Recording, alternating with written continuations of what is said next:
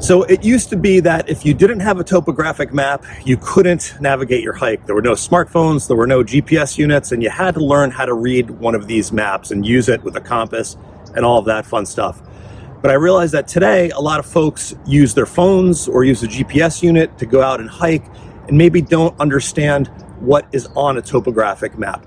And I know if you've read any hiking guides or whatever, everyone always tells you to always bring a paper map. And that's because if your phone dies, you're going to want to figure out where you are using something that requires no electricity, which topographic maps do very nicely. So what I want to do in this video is I'm going to use some technological tricks to bring these topo maps to life. And my goal is that you could watch this video and at the end of it, you can understand the information that's on the topo map. And then from there, you can help yourself figure out where you are or get to where you need to be. Now, what I'm not going to cover is I'm not going to cover map and compass. I'm not going to cover, advanced orienteering, navigating, or route finding. I don't want to get too deep here. I just want you to understand what a map is, not be intimidated by it, and be able to use it if you need to, if your phone dies, or if you just want to practice or whatever when you go hiking. Now, I have a full article on HikingGuy.com that corresponds to this. There's a little bit more information. In this video, I'm just going to focus on visually explaining these maps to you. Like I said, using some 3D tools so that you really understand what's going on the topo map. But do make sure you check out that article, and there's a link to that right under the video on YouTube. There's some more information there, as well as some information on which maps to choose when you need to buy one for your hiking area. So check that out, but otherwise, let's dive into it. So I'm on the CalTopo mapping website, and I have a link to this in the article, so if you want to go and play around with it, just go to the article and you can find it there. Just go to CalTopo.com. But in here, you can look at scanned topographic maps in addition to others. And right here, if you're looking at a normal map, if you're not looking at the mountains or anything, it looks a lot like a regular map. And this is all pretty easy to understand, right? We have streets here, we have structures, it's pretty straightforward. Really, the key concept that you need to understand is what a contour line is. Azusa into the mountains here, you can see we have all of these lines. Now, these lines are called contour lines, and everything along this line is at an elevation of 1,400. Everything along this line is at an elevation of 1,000. A contour line maps an elevation. A contour line will never cross another contour line, even though it looks like it kind of does in some places because they're tight together. But everything along this line is theoretically 1,400 feet. So if it's 1,400 feet here, it's 1,400 feet here, it's 1,400 feet here. And that's how a contour line works. Now, looking at it in 2D, it's conceptual, so let me just show you an image so that you can see it in a 3D way. So here I am looking at a 2D map of the Mount Whitney area. You can see here we have contour lines, 12,800, 12,400. Now, these darker lines are called index lines, and they are supposed to always have an elevation associated with them. And in between here, you have just the regular contour lines. Now, each one of these lines represents a specific interval in terms of elevation. And if you have an actual topographic map, and you come to the bottom here, you'll see the contour interval is 80 feet. So that means that every one of these lines down here is 80 feet. Now, let's look at an image of this, or a superimposed image of these contour lines on this actual area right around here, and we'll see what that looks like in reality. So here I've superimposed these contour lines on that same area, and you can see how they go up. And you can see here the index lines in between each one of these lines is 80 feet, and you can see how they match the mountain here. So this is what it looks like in a 3D space. Here's what it looks like. The view is coming from here to here on a flat surface. Now, if we take one of these topographic maps and we bring it into Google Earth, we can map it on top of the actual Earth surface, or the mapped Earth surface, and kind of bring these to life, bring these topographic maps to life, which helps visualize what these landforms look like from a 2D fashion into a 3D fashion. So let's go ahead and do that. Okay, I'm now in Google Earth. I've exported that topographic map and brought it in here. And if you want to learn how to do this, I have the instructions in the article. I won't bore you with it here. But you can see right away that it's taking the two-dimensional map and it's sort of mapping it onto the three-dimensional model of the Earth that Google has. And if we zoom in to where we just were and go in some more, you can already see that it's turning into a 3D landscape. Now, let's look at Mount Whitney, the mountain of mountains. So looking top down, you can recognize a mountain peak because it's just a circle, a contour line like this, a circle where there's nothing else above it. That's a mountain peak. And to visualize what this looks like, let's go back over here where we were, and let's use the controls on Google Earth to move around a little bit. Let's go in here. This is similar to the view that we just had. There's Arctic Lake. Let's come out a little bit here. And there you can see the contour lines are going up in elevation. There's the lake, and there's the peak right over here. Now, the general rule is that the more tightly packed together the contour lines are, the steeper the gradient is. You can see these are pretty steep over here. This is a cliff wall. Let me zoom around so you can see it better. And you can see that where these are very tight, this is essentially a flat wall. Now, the opposite is also true. Where they're far apart, it's generally flat. So here we have a lake. A lake is never going to be on a gradient, right? So this is all flat or somewhat flat in this area right here. So that's how these lines work. Let me show you another interesting area. Let's go from the Mount Whitney area a little bit southwest down towards Sequoia. Here's a geologically interesting area. And this is Google Earth Pro. And again, I do recommend getting this and trying it with these maps. It's fun if you're a hiker or a map geek. All right, so I just went into Kern Canyon down here.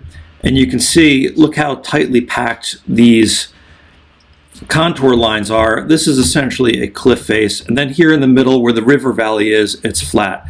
So let me zoom in, but I'm going to zoom in on the satellite part so you can see the junction. Oh, that looks nice. I wish I was there right now, not in front of a computer. Look at this. Wait for it. Wait for it.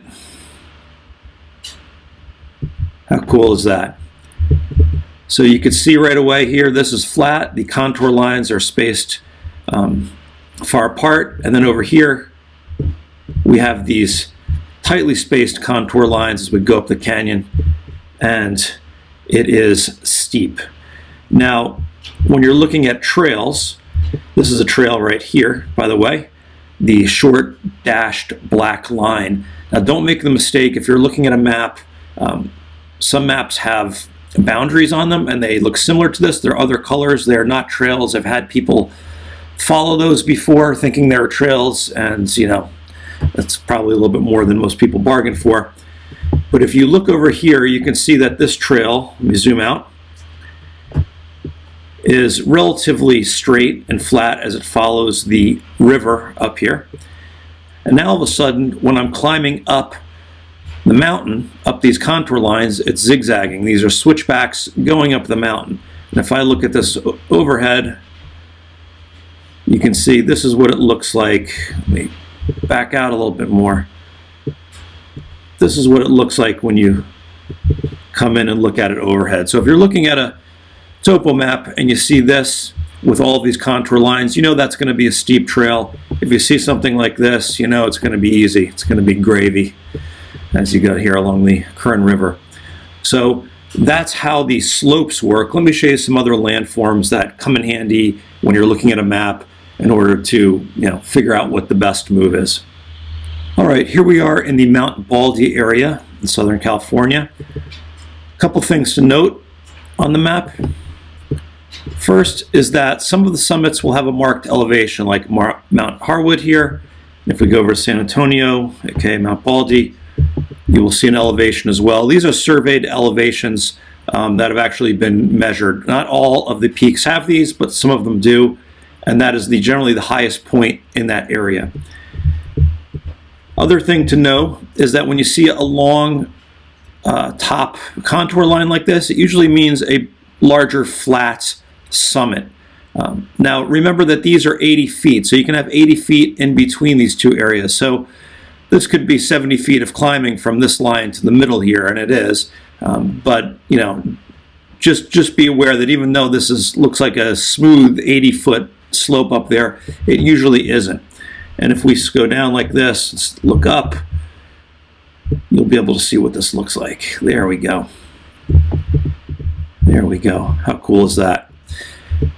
So another thing to look for is this double peak. This is Baldy and West Baldy. When you're looking at it this way, you can see there's two peaks, but if we looked at it straight up and down, let me do it this way. How cool is Google Earth? I say that and then I don't know how to use it. There we go. Here you can see one contour line, circle, summit area, and another summit area right here. This is a double peak. Now, on here, the green means tall trees. So if you see green, it usually means tall vegetation like trees. If you see white, it means the absence of tall trees. So white can mean grass. In this case, if you're going up in elevation, it generally means you're passing through the tree line and you'll have small scrub. But that's what white means. And if you see white at a lower elevation, it could mean grass, it could mean desert. It means anything except for tall vegetation. So that's what the green means. That's what the white means. You'll also notice that these contour lines are brown. Blue contour lines, which denote water, means that you're on a glacier. So let me show you a glacier real quick. Here we are on the topo map of Mount Rainier, and you can see all of the contour lines are blue. That's because this is always covered in water, or snow, ice, which is also known as a glacier. But just something to note, when you're hiking, you'll probably be mountaineering if you're walking over contour lines like this. Look how beautiful it is. Look how pretty that picture is. But that's what a blue contour line is. Let's get back to the Angeles National Forest. All right, here we are back at Mount Baldy. Now let's talk about water. You can see these lines right here. These are water sources. Now when you're looking at a map and you see the contour lines V up like that, that generally indicates some kind of a drainage. And you might see a water source on the map or you might not, but it's essentially a gully or a little canyon depending on how big it is. But there you can see, if I zoom in, you can see it's V'd up. Let's find you a better one. There we go. There you can really see it. You can see the V's in the contour line as the creek goes up there. Now if it's a U-shaped, you can see here it mellows out a little bit. That generally indicates a not so steep side, but as it gets higher up, you'll notice that these V's increase dramatically here. That just means it's steeper. It's a steeper canyon. It's a steeper cut through the mountain. Another thing to look for is a saddle. And let's go back here. Let's go to Ice House. Ice House saddle in the same area. And what a saddle looks like, and a saddle is also known as a gap or a pass. Here's Ice House saddle. An ice house or a saddle is generally an hourglass. You see how we have an hourglass shape here. Here's the top, here's the bottom. That indicates two hills coming down to a low point. And if we go down here, let's zoom in. Oh, look at that, beautiful. There you can see the saddle of the mountain right there. Now, one of the other cool things you can do if you bring a topo map into Google Earth is you can also overlay a GPX file, which is basically a line that in hiking we use to record a track or to plan a track. So let me bring in a GPX file here. You're going to want to do create KML line strings, and there it is. And there you can see the red line on the map. But let me just show you, if you want to pre-plan your hike, which I do all the time this way, let me just shut off some of the features here, kill the points, and let's click on path. And here you can see we can explore the actual route of the hike in this 3D space on Google Earth. And you can see here we're going up Ice House Canyon, but you can actually see and follow it. And again, I have instructions for this in the article, but this is a really useful way to do some basically reconnaissance on your hike. There we go over Ice House Saddle, and we come around. Let me spin this around so we can see over here, and you can see the trail follows there, back on the saddle, and then then up to the top of Cucamonga Peak, right over here. And you can see it's on the satellite photo. You can do this too, even without the topographic maps. But having the topo maps there is helpful to know where you're going. And if I look at it from top down, as I would on a normal type map, you can see what it looks like if I zoom in here, if you were looking at a map in the field. So what I recommend doing is getting a map, and again, I have instructions on getting maps in the article, but getting a map and then bringing the topographic maps into Google Earth, bringing your height route in here in a GPX file, looking at it, playing around with it, exploring, knowing what the features, the names are, where the major climbs are, and the peaks and all of the areas, and then looking at your actual printed topographic map and translating that. And then when you go out on the hike, looking at the actual printed topographic map and seeing where you are in there, it'll all look familiar at that point. One other note, you can toggle this on and off. There we go. And you don't have to bring in a topographic map. You can also bring in any other layer that you want to export from a site like CalTopo. And again, I'll show you how to do that on the website. I don't want to bore you with that here, but that is an option. So very cool Google Earth topographic maps. Highly recommend playing around with it, spending time understanding what the landforms are, and then using your map out in the field. Well, that's it. Hopefully you feel a little bit more confident when you look at a topo map now. Again, this is not supposed to be a comprehensive video where I'm going to turn you into an expert on non-digital navigation. At the end of it, I just want you to feel comfortable, especially if you've primarily used a phone. Feel comfortable using a topo map in the backcountry if your battery dies or whatever might come your way while you're out there. Now, if you're going to buy a map for your hiking area, I recommend that you go to the corresponding article. There's a link to that right underneath the YouTube video. I have some tips on which maps to buy and what scale you should look for, so that'll be helpful when you're picking out a map.